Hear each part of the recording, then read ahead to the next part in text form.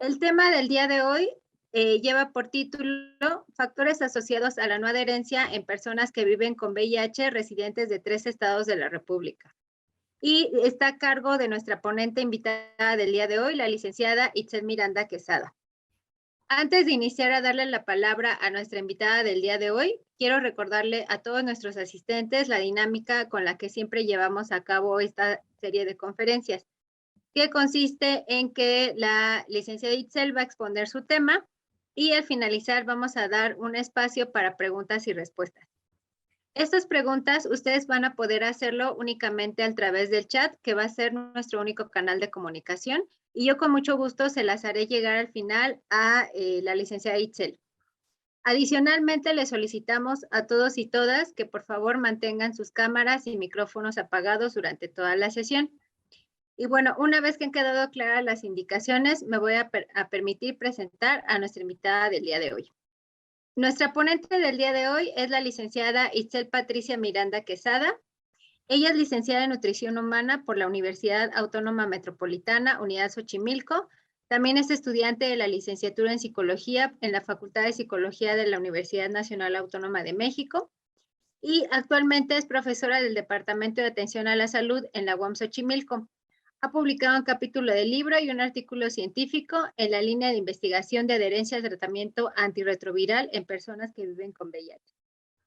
Y bueno, una vez que hemos presentado a nuestra ponente de hoy, pues le doy la bienvenida, licenciada Itzel. Adelante con su conferencia. Hola, muchas gracias. Voy a compartir pantalla entonces. Gracias por la presentación y por estar el día de hoy acá. ¿Me confirman si ya la ven, por favor? Ya. Bueno, pues lo que vengo ya a presentarles es un poco sobre un proyecto de investigación que se encuentra vigente dentro de nuestra universidad. Se titula Factores asociados a la no adherencia al tratamiento antirretroviral en personas que viven con VIH. Este proyecto se encuentra a cargo de la maestra María Sandra Compián Dardón y como participantes adicionales también están el doctor Luis Ortiz Hernández, la doctora María Guadalupe Estaines Orozco y la maestra Diana Pérez Salgado. El día de hoy yo soy quien va a exponer el tema y me gustaría empezar hablando un poco sobre el por qué titular el proyecto como factores asociados a la no adherencia en vez de hablar de factores asociados a la adherencia. Y esto se centraría en que es importante identificar justamente qué es lo que afecta o se relaciona con que las personas que viven con VIH no se adhieran al tratamiento que tengan establecido para poder mitigar y contrarrestar estos factores o estos indicadores que hacen que pues, no tengan el apego necesario. Este es un proyecto que lleva más de 10 años en la universidad, entonces los resultados o los frutos que ha tenido son bastantes. Inició siendo únicamente dentro de la Ciudad de México y posteriormente se hizo una pequeña extensión hacia otros 2 estados de la República. Más adelante les hablaré un poco más al respecto. Entonces, dentro de como los antecedentes o los puntos importantes que debemos de considerar, ¿ustedes siguen viendo la primera diapositiva o si vieron que cambió? Perdón. Se quedó como congelada un momento la mía, pero creo que sí están viendo la segunda.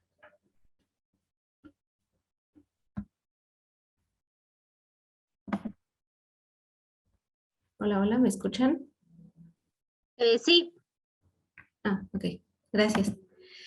Entonces, es importante identificar ciertas cosas básicas para poder tener el contexto necesario y tener la relevancia de este proyecto.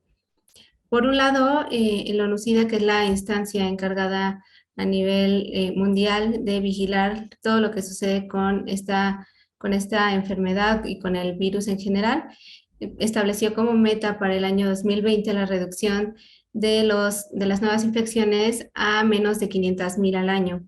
Esto, pues no, ahora actualmente nos encontramos en el año 2022, como todos sabemos, pero esta meta aún no se alcanza. A pesar de que las tendencias se encuentran estables tanto en México como en el resto del mundo, pues no hemos logrado llegar a la meta que teníamos fijada para el 2020 y eso que llevamos 2 años más.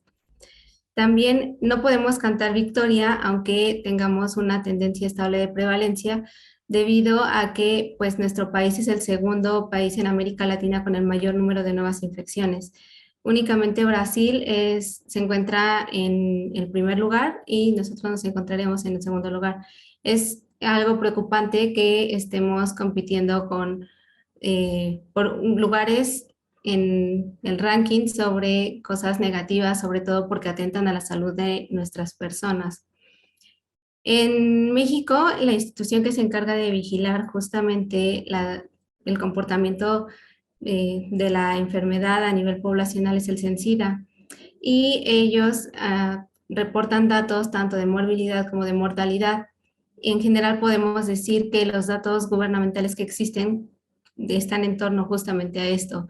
No existe información por parte del gobierno sobre la adherencia y mucho menos sobre los factores que impactan, favorecen o atentan contra esta. Entonces, por eso que es importante tener identificado esto para poder ir mitigando estas acciones o estos factores, estas condiciones que pueden favorecer a que la gente no tenga un apego adecuado.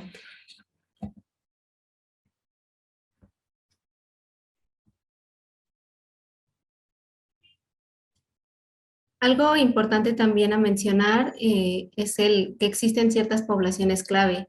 Son grupos de poblaciones que tienen una característica que comparten y que esta característica puede hacer que lo que les mencionaba aquí es que es importante identificar las poblaciones clave, que son personas que por alguna condición o comportamiento en específico se vuelven más susceptibles a poder contraer la enfermedad y por lo tanto es de especial interés pues voltearlos a ver, prestarles atención y saber qué está sucediendo con ellos.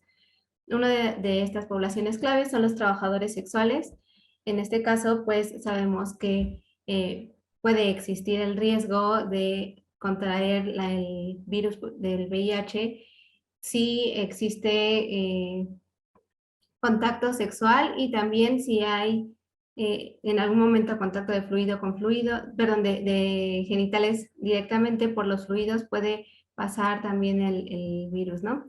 En el caso de las personas transgénero y los hombres que tienen sexo con hombres, pues también existe una gran prevalencia o es más probable que exista sexo sin protección y por lo tanto por ahí puede venir el contagio. En el caso de las personas que son usuarios de drogas inyectables, en ellos es relativamente común que puedan compartir las agujas, entonces el hecho de que queden residuos de la sangre de una persona y otra persona ocupe la misma jeringa, pues puede favorecer el contagio y las personas privadas de la libertad o las personas encarceladas. Esto pues también por las condiciones en las cuales se encuentran dentro de las instalaciones.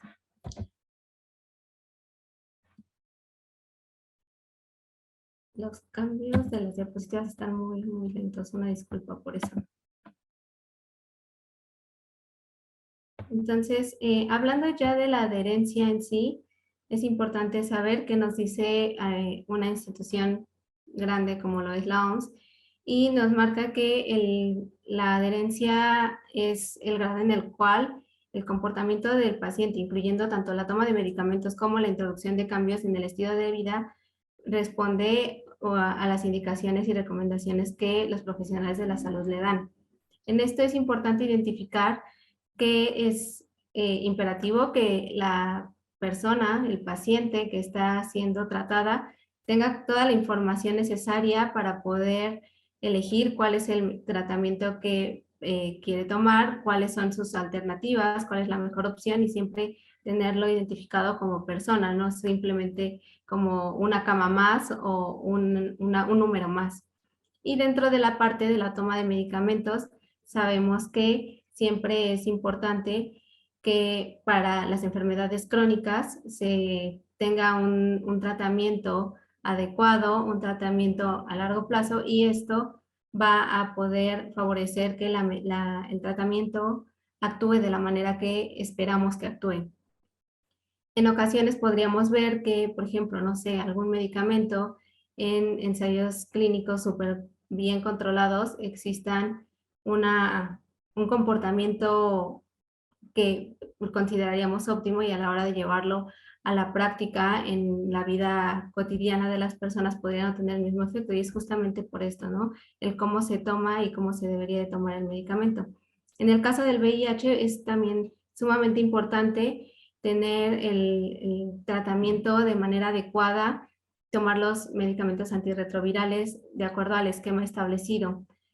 ¿Por qué? Pues porque este medicamento va a tener muchos beneficios a la salud de la persona. Entre los beneficios que podemos identificar en las personas que se adhieren adecuadamente al tratamiento antirretroviral es la reducción de la carga viral y el aumento linfocitario, sobre todo específicamente más bien de los linfocitos CD4, y esto puede mejorar o tener mejores resultados clínicos, por lo tanto, menos probabilidad de enfermedades oportunistas. También ayudaría al tener menos enfermedades oportunistas y al tener tanto la reducción de la carga viral como el aumento de los linfocitos, va a hacer menos probable que haya hospitalizaciones.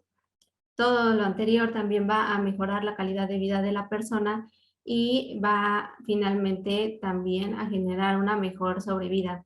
El curso natural de la enfermedad, antes de que existiera un tratamiento antirretroviral tan establecido como el que existe hoy en día, pues era un tanto incierto. Al principio pues, se presentaban diferentes efectos secundarios, eran más comunes que ahora, y hoy en día la tecnología en los medicamentos antirretrovirales ha llegado a un punto en el cual la sobrevida o la calidad, tanto la sobrevida como la calidad, son bastante buenas en el sentido de que puede llegar a equipararse con personas seronegativas, es decir, con personas que no tienen VIH. Entonces, también el hecho de que tengan una adherencia buena favorece que exista parejas serodiscordantes, es decir, que una de las dos personas tenga VIH y la otra no, y que a pesar de que sean diferentes en esto, de que uno sí lo tiene y el otro no, nunca contagie, o más bien que no contagie la persona que sí tiene VIH a la que no lo tiene. Esto o más bien está ligado a todo lo que ya mencionaba. Un ejemplo de cómo podemos identificar esto de si la persona se está adhiriendo o no, está muy ligado a más allá de, no es algo dicotómico, no podemos pensar en la persona sí se adhiere porque tomó todas las tomas que estaban recomendadas para él y no se adhiere porque le faltó una. Para poder identificar cuándo existe buena adherencia y cuándo hay baja adherencia, es que ya existen estudios que han demostrado que para poder tener los efectos del tratamiento antirretroviral se tiene que tener al menos el 95 de las tomas prescritas. Es por eso que pongo este ejemplo. Supongamos que una persona que vive con VIH en su esquema le marca un antirretroviral en la mañana y otro antirretroviral en la noche. Eso nos daría un total de 2 antirretrovirales en el día. Si contamos un mes estándar de 60 días, de 30 días, tendríamos 60 tomas en todo el mes. Entonces, si esta persona tomara por lo menos 57 tomas, que es el 95%, todavía podría tener los beneficios del medicamento antirretroviral. Por debajo de este 95%, es decir, si toma menos de 57 tomas, ya el tratamiento empieza a perder efectividad. Entonces, bueno, siguiendo toda esta línea que les he venido comentando, es que podemos encontrar ya los resultados o algunos de los resultados que ha tenido este proyecto. La primera parte, como les mencionaba anteriormente, se desarrolló en la Ciudad de México. La población con la cual se trabajó eran hombres que tenían sexo con hombres. Esto por ser una población clave, como ya se mencionó. En ellos se encontró que el 5.9%, básicamente el 6%, tenía baja adherencia en el mes anterior al momento en el cual se realizó el estudio. Tal vez podría llegar a sonar poco el 5.9%, pero siempre tenemos que tener en cuenta que, punto número uno, aunque sean pocas las personas afectadas por una enfermedad o una condición, sí podemos ayudarlas. Como profesionales de la salud es parte de nuestra labor velar por la salud de todos. Y la segunda condición es que una persona que tiene VIH y que está bien controlada, tiene mejor calidad, mejor esperanza de vida, como ya se mencionó, y también puede disminuir el riesgo y la probabilidad de contagiar a otras personas. Entonces, los beneficios son a nivel personal y a nivel de salud pública. También no solamente se exploró la baja adherencia como constructo, como lo mencionaba, considerando el 95%, sino también ver si había como alguna relevancia sobre el olvido de haber tomado medicamentos en la semana previa a la que se realizó el estudio, el levantamiento de datos en la Ciudad de México, o si también hubo olvido en el mes previo. En ambos casos podemos ver que la cantidad de personas que olvidaron al menos una toma fue mayor que la cantidad que reportaba baja adherencia. En el caso de quienes olvidaron tomar el medicamento una semana antes, es prácticamente el 12% y en el mes anterior es el 24%. Dentro de las variables que se identificaban como relacionadas con la adherencia, encontramos la discriminación, sí, dentro de los factores que se encontraban asociados con la adherencia estaban la discriminación y la violencia.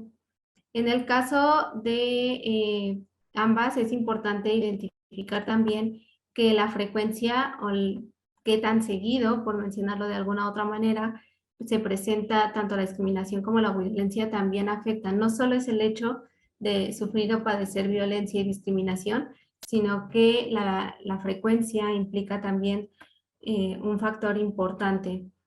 Por ejemplo, quienes habían tenido discriminación alguna vez, su riesgo era 2 veces mayor comparado con quienes nunca habían tenido discriminación. Y ese riesgo se eleva todavía más, hasta 5 veces más, si esta discriminación era con frecuencia. En el caso de la violencia, también encontramos una relación entre la baja adherencia y la violencia cuando se presentaba con frecuencia, siendo el riesgo incluso 4 veces más alto.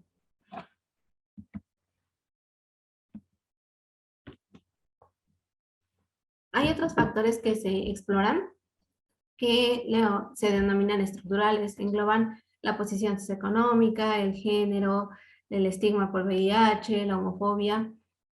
Y en esto lo que identificamos es que muchas personas ocultan su enfermedad. Lo ocultan ya sea en todos los ámbitos de su vida personal, en algún ámbito de su vida personal, algunos incluso se lo llegan a ocultar a sus amigos y familiares. Por ejemplo, el 77% lo ocultaba a alguien, pues, mientras que prácticamente el 20% lo ocultaba incluso a sus familiares y amigos, es decir, no se lo revelaba a nadie su ser estado, nadie sabía que tenían VIH, bueno, que tienen VIH. Entonces, relacionando esto con la adherencia, también se encontró que la prevalencia de la omisión de la toma en la semana previa fue mayor en quienes sí ocultaban su enfermedad. Algo importante también a mencionar aquí es que se realizaron también algunos análisis cualitativos y algo que mencionaban algunas personas era que el tomar medicamento puede llegar a generar cuestionamientos hacia su persona de por qué están tomando una pastilla, una tableta, y eso los pone como en una posición vulnerable que tienen que responder. Entonces, algunas medidas que se llegaron a desarrollar fue, por ejemplo, el guardar su medicamento antirretroviral en frascos de vitaminas, para que si en algún momento ven que se está tomando una tableta, una cápsula, pues sea viniendo de un frasco de vitaminas, lo cual es un tanto paradójico porque, por ejemplo, si vemos a una persona con diabetes tomándose una metformina, nadie lo va a cuestionar. Si vemos a una persona, no sé, con hipotiroidismo, tampoco la vamos a cuestionar cuando esté tomando sus medicamentos. Entonces, ¿por qué estas personas que viven con VIH deberían de ocultarse para poder tomar su medicamento? Es importante, pues, prestarle atención a esto. Dentro de otras características personales, encontramos que algunos efectos, la presencia de efectos crónicos secundarios al tratamiento también pueden impactar en la adherencia al tratamiento antirretroviral. Algo que mencionaba es que hoy en día es poco probable que existan efectos secundarios por el avance que han tenido estos, pero pues todavía pueden llegarse a encontrar. Es bastante menos, pero todavía existe. Y cuando existen estos efectos secundarios, pues sí favorecen que no tomen el tratamiento o que no se adhieran de la manera adecuada. Existe otro constructo llamado afecto negativo que también se relaciona con la baja adherencia, es decir, son sentimientos negativos que afectan la salud mental y por lo tanto pues pueden verse relacionados con la baja adherencia. Otra característica personal que demostró tener relación con la adherencia es el apoyo social. En este caso, es una variable que, a diferencia de las anteriores, tiene un efecto positivo. Entre mayor apoyo social exista, la persona va a tener mayor adherencia. Es más probable que tenga más adherencia. Si pensamos en enfermedades de diferente índole nuevamente, podemos, no sé, por ejemplo, pensar en cáncer. Si la persona que tiene cáncer tiene una red de apoyo que sirve como, no sé, un trapecista que tiene su malla de seguridad debajo, en cualquier momento puede sentirse seguro y entonces no está tan preocupado por ciertas circunstancias ajenas a el que pensarán y cosas relacionadas a esto. Entonces, el apoyo social en las personas que viven con VIH puede tener un efecto similar. Realmente es fundamental que exista esta red de apoyo en las personas con VIH para que puedan favorecer el tratamiento antirretroviral. Otra que ya no está dentro de los factores personales, pero que también tiene un peso muy importante, es la relación del médico.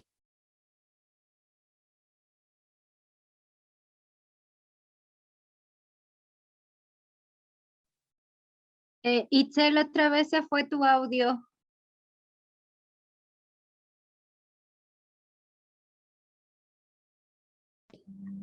¿Ya volví? Sí, ya. Excelente.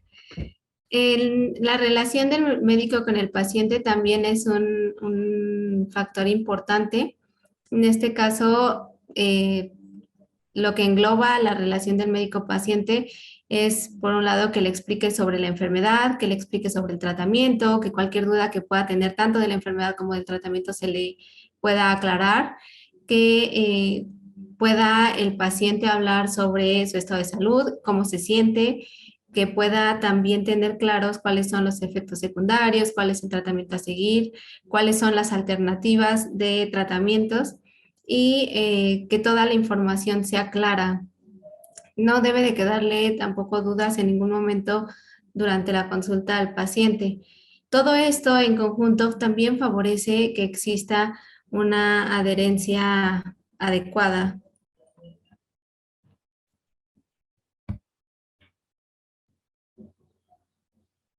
Ahora, pasando un poco hacia otro de los estados, en Chihuahua se hizo un análisis en el cual se incluyeron no solamente a hombres que tienen sexo con hombres, como se hizo en la Ciudad de México.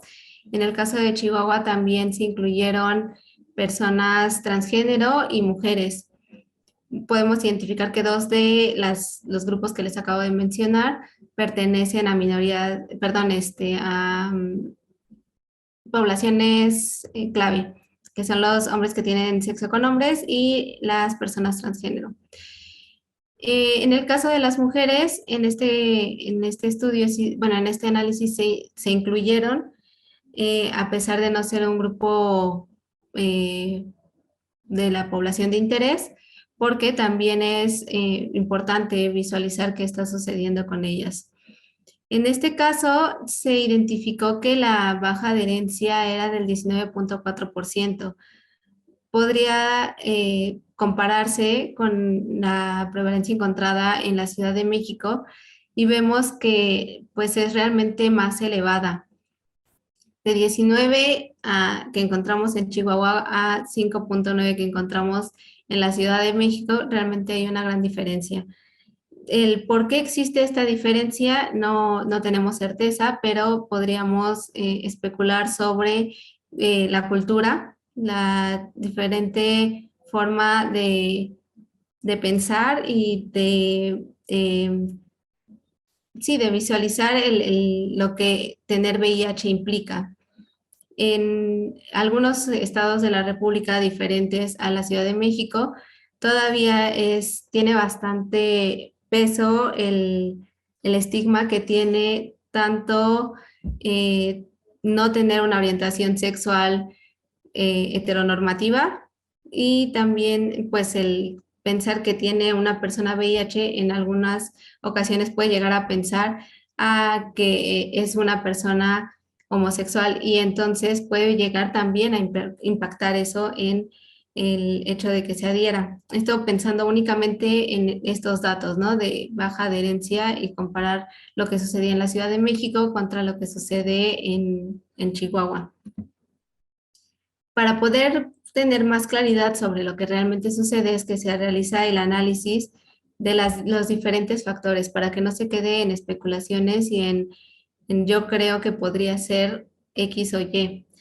Y en el caso de Chihuahua encontramos que algo que sí se encuentra relacionado es la edad. Las personas que son más jóvenes son quienes tienen mayor riesgo de no adherirse. También es importante visualizar el desabasto de los medicamentos.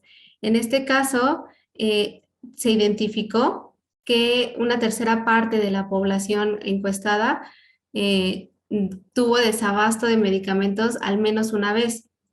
En México, el tratamiento antirretroviral es gratuito, entonces, y también es gratuito por el costo que implica. Entonces, pensar en que no tienen el medicamento pues puede estar relacionado o puede explicar el por qué el desabasto implica que las personas no se adhieran. Es hasta un poco como de lógica, ¿no? Si pensamos en, claro, necesito el medicamento para podérmelo tomar y ser constante con esas tomas, si no tengo el medicamento, pues no me lo puedo tomar y no puedo ser constante, a menos de que lo compre. Y habría que experimentar, habría que explorar si es posible para todas las personas costear el tratamiento antirretroviral. Otra cosa importante que resaltó dentro del análisis hecho en estas personas es que quienes notaron un aumento de grasa corporal también tienen un mayor riesgo de no adherirse. Esto de la grasa corporal lo identificamos en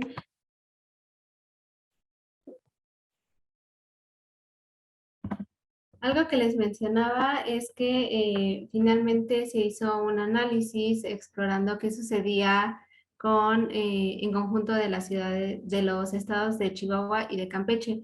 En este caso se exploró otra población que englobamos como minorías sexuales. En el caso de estas minorías sexuales estaría abarcando personas transgénero, personas, hombres que tienen sexo con hombres, homosexuales y bisexuales. En este caso, pudimos identificar algunas variables adicionales distintas a las que encontrábamos en la Ciudad de México o en Chihuahua solo, pero también existen algunas otras que se mantienen constantes. Por ejemplo, la edad se encuentra igualmente ligada, así como la apertura, el hecho de que las personas puedan hablar sobre su enfermedad, que puedan contarle a las personas con las cuales se relacionan, vuelve a resaltar, vuelve a surgir como algo importante y viene muy ligado a lo que ya mencionaba previamente, ¿no? ¿Por qué tendrían que esconderse? ¿Por qué una persona que tiene diabetes no lo oculta y una persona que tiene VIH tiene que ocultarse? Tenemos que dejar de mitificar el hecho de tener VIH. Realmente hoy en día existe muchísima información y es algo muy triste que las personas tengan que estarse ocultando o que no puedan decir abiertamente cuál es su estado y que están tomando un tratamiento. Entonces, también ligado a esto, vuelve a salir la discriminación. Pensar en discriminación hoy en día sale sobre todo al hablar de derechos humanos, por ejemplo.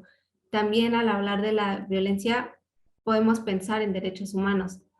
Y si bien sí es muy importante que todas las personas tengan íntegros sus derechos humanos, pero, por ejemplo, aquí algo que también está resaltando es que en las personas que viven con VIH no solamente es por el derecho humano a que no sean discriminados, a que no sean violentados, sino que también impacta en su salud física al favorecer que no se adhieran al tratamiento. Entonces, es de suma importancia no solamente, pues, atacar a la discriminación y a la violencia, por ser personas, sino por lo que puede implicar para su salud física. También otra cosa que aquí sale es que la homofobia internalizada también se encuentra presente en este grupo de población. Tal vez el concepto de homofobia internalizada no es tan popular, no es tan conocido y es importante identificarlo también. Tal vez, o creo que es más fácil identificar qué es la homofobia hablada como un concepto hasta ahí, sin incluirle la parte de internalizada. Homofobia, pues podemos pensar en el desprecio o el rechazo hacia las personas que se sienten atraídas por otras personas de su mismo sexo. En el caso de la homofobia internalizada es algo muy similar, pero es que la persona que se siente atraída por personas del mismo sexo se siente mal consigo misma por tener estos sentimientos, por tener estas emociones. Incluso puede llegar a sentir rechazo por sí mismo, puede intentar negarlo a sí mismo. Y es importante que también se acepte a las personas como personas más allá de su orientación sexual, porque justamente esto puede estar afectando de nuevo, al igual que las otras variables que ya he mencionado, y terminar afectando en el tratamiento, ¿no? Lo que les mencionaba de nuevamente sale la edad. Y también algo importante a resaltar aquí es que, si recuerdan, en el caso de Ciudad de México mencionaba que la relación del médico-paciente incluye la explicación sobre los efectos secundarios, la explicación del tratamiento, de la enfermedad, resolución de dudas. Y en el caso de la muestra incluida en Chihuahua y Campeche, la mayoría sí recibió explicación sobre los efectos secundarios, lo cual es algo bastante bueno. También cabe mencionar que algo pues un tanto contrario que se encontró en este caso es que en la población de Campeche y Chihuahua de minorías sexuales no se encontró una relación entre la adherencia y la calidad de la atención que estaban recibiendo o el tipo de relación que tenía el médico con el paciente. Y la cantidad o la proporción de personas que tenían desabasto de medicamentos fue del 28%. Esto pues es algo de prestarle atención, ¿no? Si decíamos que el desabasto afecta en que las personas se adhieran o no al tratamiento, pensar en que una tercera parte de la población no tiene el abasto adecuado de medicamentos, pues entonces es un foquito rojo. Este desabasto se reportaba en al menos una vez. La relación que se encontró con la adherencia fue si tenían desabasto 2 o más veces. Entonces, hay que tener especial atención. Y otra cosa que podemos visualizar es no solamente la discriminación y la violencia afectan si existe en la vida de las personas. Algo que tiene una importancia muy grande es el trato que se recibe en los servicios de salud. Las personas que han sido maltratadas en los servicios de salud, que han sido discriminadas o que ocultaban su enfermedad, su cero estado, tenían mayor prevalencia de no adherirse. Entonces, eh, vuelve a salir indirectamente las mismas variables, ¿no? El mismo comportamiento. Es importante prestarle suma atención a todo esto. Otra cosa importante dentro de esta población es que quienes reportaron hipodistrofia también presentaron mayor riesgo de no adherirse. Y ustedes podrían decir, pero ¿por qué se relaciona la hipodistrofia con todo esto? Bueno, es que la hipodistrofia es uno de los efectos secundarios crónicos que se pueden presentar en las personas con tratamiento antirretroviral. Y entonces, dado que los efectos, aunque existen, como les mencionaba, en mucha menor proporción y ya es poco común que se presenten los efectos secundarios, todavía se presentan en algunas personas. Y es también importante estar al pendiente de que si se presentan, ver cómo se siente la persona, ver qué otras alternativas existen para poder mitigar esto y ver si es posible cambiar el esquema del tratamiento. Y eso sería todo. Muchas gracias.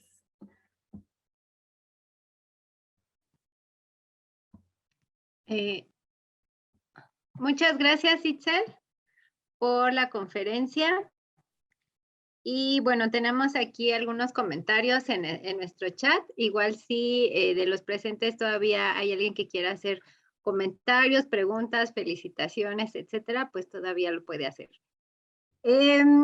María Los Ángeles dice, felicidades, Itzel. ¿Cuál sería tu experiencia? ¿Cuál sería, según tu experiencia, el método para que el paciente pueda adherirse al tratamiento? Yo creo que lo más importante es que se tenga una buena red de apoyo tanto a nivel personal como a nivel institucional.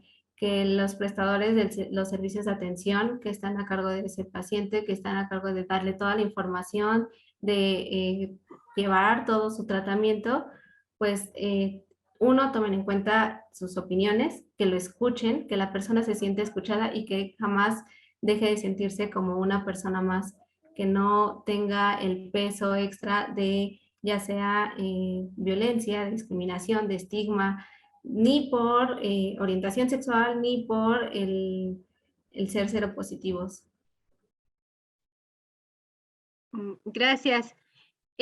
Josimar Casasola nos hace dos preguntas. Primero te voy a hacer una y luego la otra. La primera pregunta dice, durante el tratamiento del paciente, ¿hay algún farmacéutico o profesional del área de farmacia asesorando al paciente? Hasta donde pudimos identificar, no, sí y no. O sea, sí hay personal farmacéutico, pero como son instituciones públicas, pues el papel del farmacéutico nada más es entregar los medicamentos. Realmente no llega más allá de eso. No es como que algún farmacéutico esté personalizando el tratamiento, realmente eso lo lleva el médico. Ok, gracias. Y una segunda pregunta que hace, dice, ¿se detectó algún mal uso de los medicamentos que deriven su baja adherencia a la terapia antirretroviral? ¿Pudiera ser intercambio de medicamentos por dinero, uso lúdico, etcétera? No, en realidad eso pues no se exploró. La forma de obtener información era un tanto más eh, directa, o sea, las preguntas eran cerradas, entonces lo que necesitábamos o lo que buscábamos saber era de las cosas que ya se ha visto que tiene como alguna relación en algunas otras cuestiones, pudieran afectar también en el caso de la adherencia al tratamiento antirretroviral. Dentro de las entrevistas es donde pudo haber salido, pero en realidad no. La mayoría de las cosas, de los factores, de las variables que tuvieron interés, pues realmente son las que aquí les mencionaba. No, aún en pequeñas proporciones o en menor medida, de todas maneras no apareció nada de eso. Ok. Luis Bravo nos dice, muy buenas tardes. Una vez que el paciente tiene adherencia, ¿cuál es el seguimiento que se le da para que se mantenga adherido al tratamiento? Al igual que igual voy a hacer la comparación con otras enfermedades crónicas, al igual que una persona que tiene diabetes o hipertensión, tiene consultas periódicas y en esas consultas periódicas, si se requiere, se hace algún ajuste del tratamiento antirretroviral y si no, se mantiene únicamente con el mismo y pues lo relacionado a la relación del médico-paciente no solamente es en la primera consulta, debe ser una atención integral y que esté bien mantenida, estable y que sea pues durante toda la vida, porque pues es una persona que toda la vida va a tener que estar tomando estos medicamentos. Ok, también nos pregunta, ¿qué variable es la de mayor impacto, ya sea discriminación, prácticas de riesgo, desabasto, etcétera, para que el paciente no presente adherencia? En realidad es diferente, más bien es muy difícil identificar así como este es la panacea y este es el que tenemos que centrarlos. Realmente, pues lo que pudimos ver es que para empezar es necesario saber de qué población estamos hablando. Hay algunas variables, algunos factores que se mantienen en los diferentes estados, pero hay otros que aparecen en unos, pero en otros no. Entonces, pensar solamente en uno que sea el que tenga el mayor impacto creo yo, demasiado ambicioso. Ok, gracias. Dana Solís y David Israel Navarro mandan muchas felicitaciones por la ponencia. Y Jocelyn Canacasco también pregunta, ¿existen instituciones locales que brinden la red de apoyo a los diferentes grupos de personas afectadas a las cuales se pueda acudir frente a esta situación? Pues en la Ciudad de México existe la Clínica Condesa, que es como el lugar más, la mejor opción, creo yo. Tienen atención integral, tienen equipos multidisciplinarios y entonces, pues es un lugar perfecto para poder atender este tipo de situaciones. No solamente se centran en personas con VIH, pero tienen muchísima experiencia ahí. También aquí en la Ciudad de México está el Hospital Adolfo López Mateos. En diferentes estados, pues hay las mismas instituciones de salud en general pueden también atenderlo. Aquí en México, en la ciudad, se centra básicamente en esas dos. Ok, gracias. Salma Gómez pregunta, ¿cómo maneja el tratamiento al paciente en cuestión de su sexualidad? No me queda clara la pregunta. No sé si se refiere a que si el tratamiento es diferente según la sexualidad. Que sí, dice.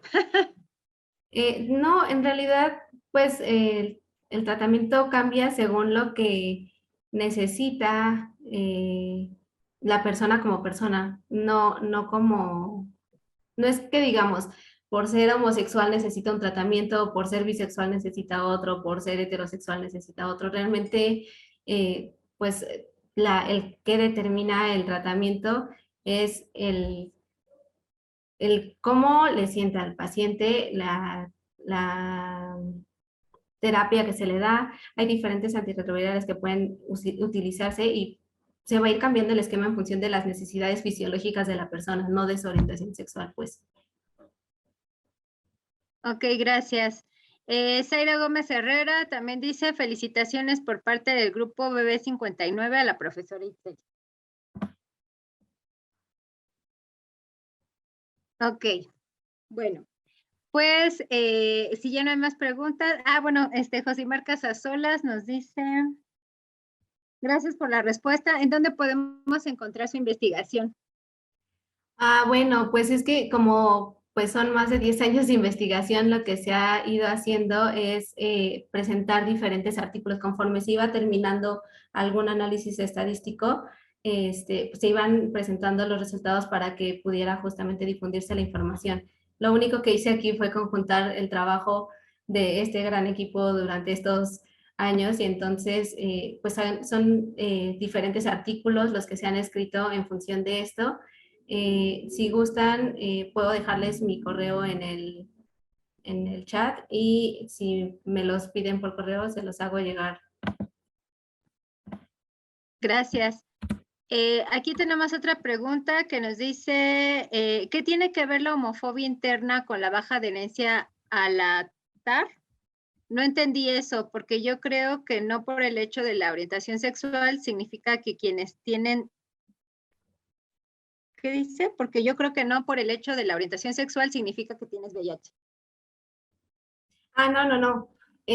No va por ahí. O sea, la investigación se realizó en personas, en minorías sexuales, o sea, homosexuales, bisexuales y transexuales, pero estamos hablando de que en esa población se hizo esta parte de la investigación. No quiere decir que la homofobia internalizada o la homofobia interna, como lo planteas, tenga que ver con que por tener, por ser personas atraídas hacia las personas de su mismo sexo, tienen VIH. A lo que me refiero es, son personas que tienen VIH, son personas que también pertenecen a minorías sexuales y en ellas fue en las que encontramos que la homofobia internalizada pesa para adherirse al tratamiento. Ok. Muy bien. Bueno, pues, estimada Itzel, ha sido muy interesante escuchar el tema que nos has compartido el día de hoy. Y bueno, a nombre de nuestra jefa del Departamento de Atención a la Salud, la maestra Ángeles Martínez Cárdenas, y de las 6 áreas de investigación, agradecemos que nos hayas acompañado el día de hoy